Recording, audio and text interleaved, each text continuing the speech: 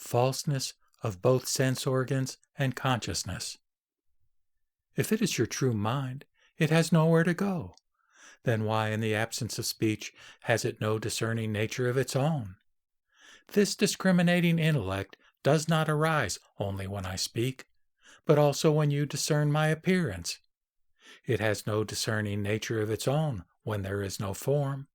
It is not true mind, even when you reach the state in which all discrimination ceases, a state that is neither form nor voidness, which the heretics call primordial darkness. All phenomena returnable to causes are unreal.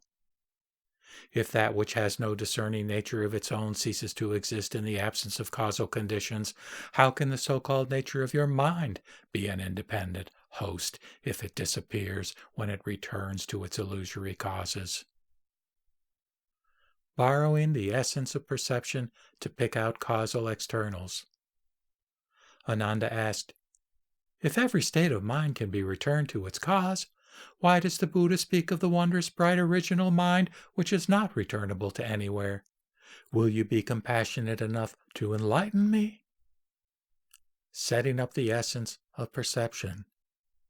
The Buddha said, as you see me now, the essence of your seeing is originally clear.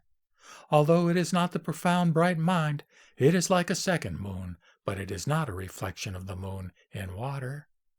Now listen attentively to my explanation of that which cannot return anywhere. Picking out causal externals. Ananda, the doors and windows of this hall are wide open and face east.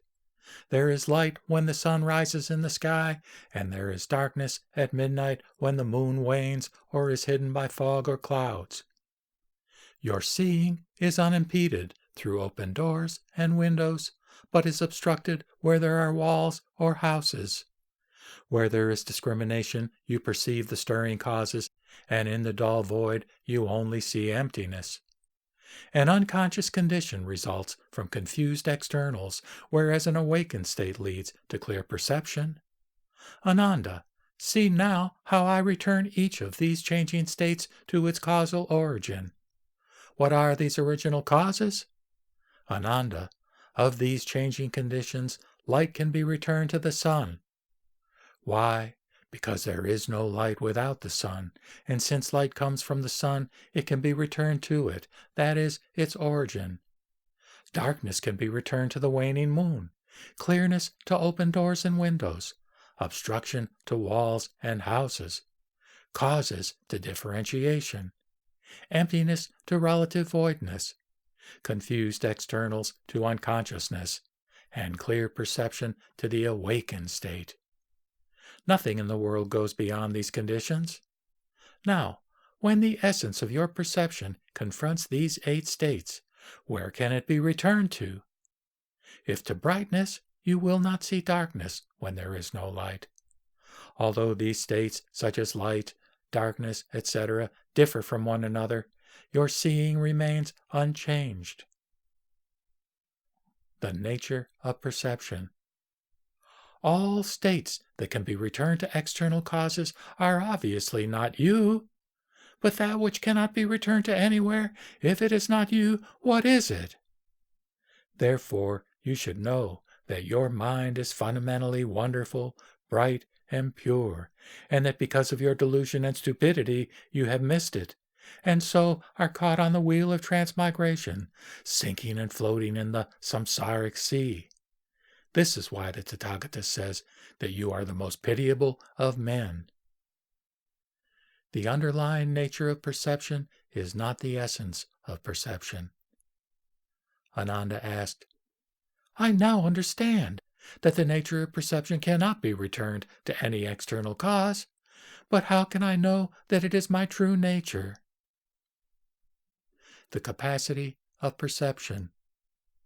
The Buddha said, Ananda, though you have not reached the state beyond the stream of transmigration, you may now use the Buddha's transcendent power to behold the first dhyana heaven without obstruction. Like Aniruddha, who sees this world, Jambudvipa, as clearly as fruit held in his own hand. Bodhisattvas can see hundreds and thousands of worlds. Buddhas in the 10 directions can see all the Pure Lands, as countless as the dust. As to living beings, their range of sight is sometimes limited to inches. Picking out causal objects. Ananda, as you and I see the palaces inhabited by the 4 heavenly kings, with all that is there in water, on the ground, and in the air, though there is a great variety of forms and shapes in the light and darkness, they are but hindrances resulting from your differentiation of objective phenomena. Here you should distinguish between your own self and external objects. From what you see, I now pick out that which is your own self, and those which are but phenomena. Ananda, if you exhaust the field of your vision, from the sun and moon to the 7 mountain ranges, with all kinds of light, all that you see are phenomena which are not you. As you shorten your range, you see passing clouds and flying birds, the wind rising and dust, trees, mountains, rivers, grass, men, and animals. They are all external and are not you. The essence of perception. Ananda, the great variety of things, far and near, when beheld by the essence of your seeing, appeared different, whereas the nature of your seeing is uniform. This wondrous, bright essence is really the nature of your perception.